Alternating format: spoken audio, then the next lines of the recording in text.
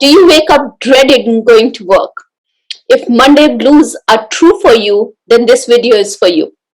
Now, we spend approximately 70,000 hours of our life working, and that's a pretty big number of hours to be unhappy with during our lifetime.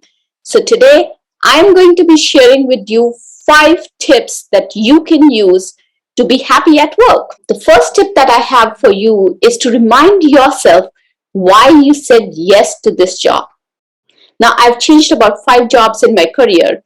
And if you are like me, then you probably created a pros and cons list before you said yes to your current job. If you didn't, now is the time to create that list. List down all the reasons why you took that job. For example, it could be you took the current job because of the benefits. You took it because of the money that it pays. You took it because of the title. You took it because of extended responsibilities. And once you create that list, identify what is still true. So if 70% of those reasons why you took this job are still true and they're working for you, then you have to reset your mindset.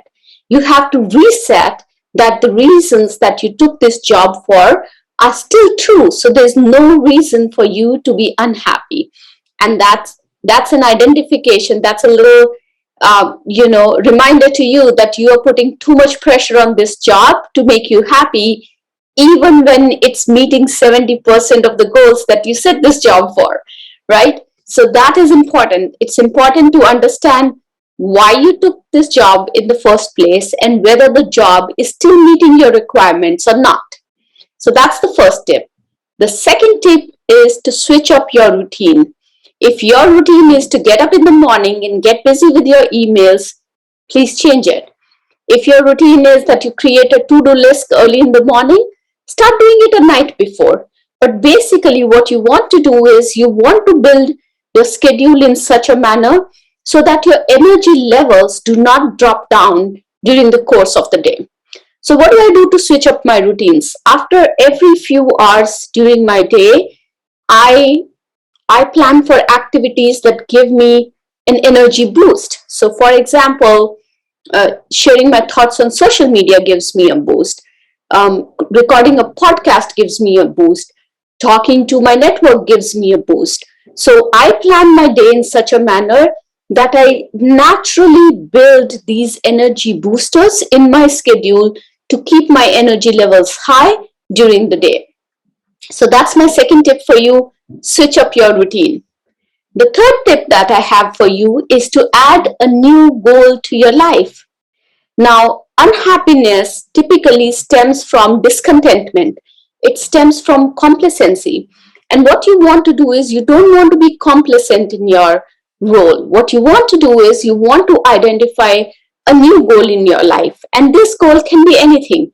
This goal could be professional development. It could be personal development. It could be a new hobby like learning how to play guitar or bike riding or getting yourself in shape or reading 5 new books this month. But give yourself a new goal in your life. And by doing that, what you are doing is you're basically taking away the power that you have currently given to your job to keep you happy and focus and channelize that energy into the new hobby. And what you're doing is you're diversifying that source of happiness now to another hobby to keep you happy. And when that happens, the pressure on your relationship with your job reduces, and that's why you're more happy. So I frequently pick up a new hobby or pick up a new goal for myself. I actually do it every other month just to do a check on myself. Am I doing good with these goals that I currently have, or do I need to switch up to a new goal? So a while back, I started my podcast, and the reason behind that was that I wanted to have another source of happiness in my life.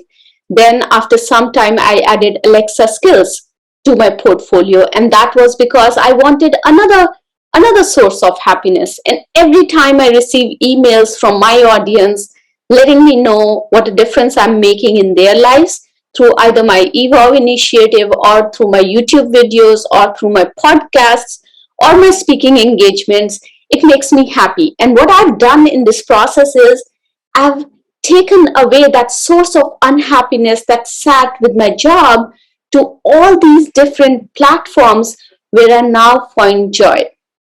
So that was my third tip for you. Add a new goal to your life. My fourth tip for you is to eliminate energy drainers. So I have realized that the people whom I'm friends with or co-workers with at work, but every time I talk to them, I feel like they put me in a negative mindset. I feel like they drain my energy. So what I have started doing is I've started identifying these sources of energy drainers in my life, and I have started slowly eliminating them. Now you would say, Rashim, there's so many energy drainers that I have in my life, and I can possibly not stop talking to them. It's a requirement on my work front to be able to work and collaborate with these people. So I'm not saying that you stop collaborating with these people, but you change the focus of your conversations. And once you do that, you would realize that after you hang up, after you're done with your calls with these people, you would not start feeling low. I will tell you that I used to work with one of my coworker, great person to work with, great ideas. But every time I spoke to him, I felt like there was so much that I did not know, and he would not leave me in a that conversation would not leave me in a great state of mind. It would actually make me feel like I did not know about my job, or I did not know enough what was going on in the industry, and that was not true. So what I had to do was I had to change the context of my conversations with this person. And when I changed the context of the conversations with this person and did not allow him to get into my energy sphere around me, I realized that my conversations with him became more effective, and I ended those calls still feeling great about myself. So eliminate those energy drainers from your life if you can. And my fifth and the last tip that I have for you is to remember that work is not democracy. You will always come across people who are not going to love you. You're going to have conflicts as well. You will have to negotiate, and there'll be energy drainers around you. But you have to remember that work is not democracy. So do not put that pressure on everybody, including work, to keep you happy, to keep you as the focal point of their conversation. And when that mindset shift happens, when that change in perspective happens, you will notice that you are by default more happy at work. So those are my 5 tips on how to be happy at work. I would love to know from you how you can use these tips in your day-to-day life and find happiness in work. And if you're using any other techniques, please make sure to write those in the comment section below, because you'll be sharing it with the audience and me, and I will try those tips too. So if you haven't yet subscribed to my channel, now is the time to hit on the subscribe button and click on notification bell icon so that you get informed every time I upload a new video. Have a wonderful, wonderful week and keep succeeding.